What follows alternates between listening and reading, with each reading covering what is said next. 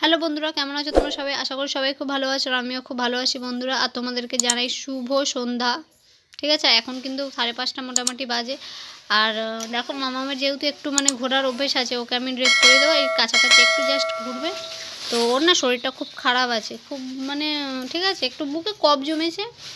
একটু বলাটা ভুল হবে, অনেকটা কফ জমে গেছে।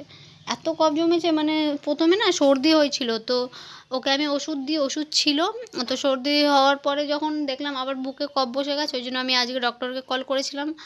আর ডক্টরকে কল করার পর তো উনি টাইম দিয়েছে 40 নম্বরে আছে আমার মেয়ের 8:45, আমাদের ঘর থেকে বেরোতে হবে এই 8:10-15 নাগাদ আমরা বেরিয়ে পড়বো। তো আমরা বাড়ির খুব একটা দূরে নয়, অটো করে যদি যাই আমরা 15 মিনিটের মতন লাগবে। ঠিক আছে, তো চেক আপের জন্য নিয়ে যাব। আর ওকে তাছাড়া অনেক দিন চেক আপও করানো হয়নি, সেই ওর 8 মান্থ যখন ছিল তখন নিয়ে গিয়েছিলাম ওকে, তাও ওর অন্নপ্রাশনের পরে। ঠিক আছে, ওর পাতলা পটি হচ্ছিলো, সেই জন্য। তারপর মোটামুটি সুস্থই ছিল ভগবানের আশীর্বাদে, আর এখনও সুস্থ আছে, বাট কফটা জমে গেছে, তো আমি ডাক্তার দেখাতে যাব। আর আমি একা যাব না, আমার সাথে আমার শাশুড়ি মা যাবে। যাই হোক, এখন ওকে টুপি টুপি সব পরিয়ে দিচ্ছি, একটু জাস্ট ঘুরুক, ততক্ষণ আমি ঘরের কাজগুলো করে নেব। তো বন্ধুরা, 2-3 দিন পর পর ভ্লগ দিচ্ছি, তো তোমরা যারা বাইরে গেল স্বামীর সাথে ঘুরতে। আর এখন বাজে 5:15, আর আমি 4টে থেকে 5টা ওখানে যেখানে ডাক্তার দেখাই আমরা বাটানগরে দেখাই, তো উনি খুব খুব ভালো ডাক্তার, ভিজিট 500 টাকা করে নেয়, আর ওষুধ তো লিখে দেয়। যাই হোক, তো 4টে থেকে 5টা অবধি লেখায়। ঠিক আছে না, তো আমি ফোন করেই যাচ্ছি বিজি বিজি। এটা জানি তোমরা যারা বাচ্চার মা, ঠিক আছে, প্রাইভেটে যারা দেখাও তারা জানো কতটা বিজি করা, কন্টিনিউ ফোন করেই যাচ্ছি।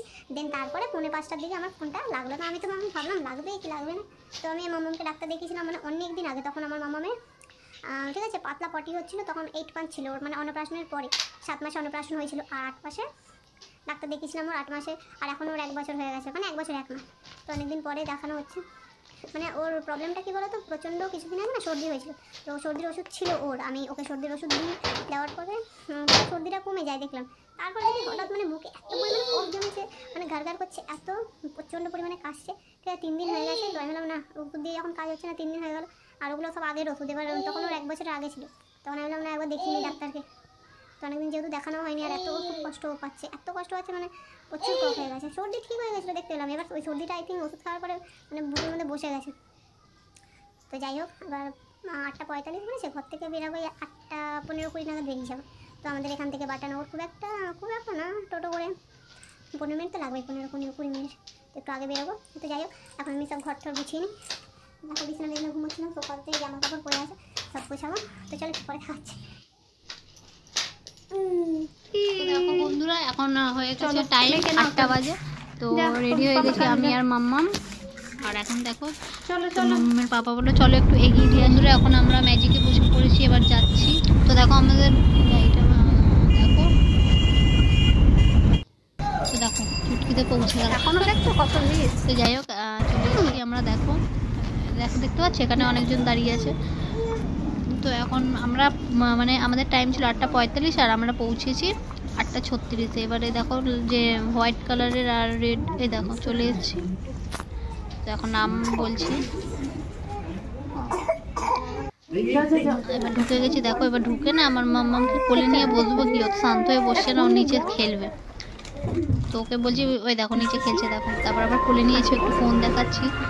তো যাই হোক, আমি আর ওখানে ভিডিও একদম করতে পারিনি বন্ধুরা, ওষুধ নিতে চলে এসেছি। দেখো ডাক্তার দেখানো হয়ে গেছে, আর একদম ভিডিও করতে পারিনি। আমার মেয়ে প্রচণ্ড ছটফট করছিল ওখানে, কোলে থাকবেই না। তো যাই হোক, ডাক্তার দেখানো হয়ে এখন আমি ওষুধ কিনে নেব। এবার ওষুধ কিনে বাড়ি চলে যাবো। তারপর দেখো বন্ধুরা, ভিডিওটা ভালো লাগলে কিন্তু লাইক কমেন্ট করে দিও, আর আমার চ্যানেলটাকে সাবস্ক্রাইব করতে ভুলো না বন্ধুরা। আর এখানে বাড়ি চলে এসেছি, আর দেখো এখানে চাউমিন কিনে ওই চাউমিনই খাবো। তো চলো টাটা, ভালো থেকো, টাটা, বাই বাই।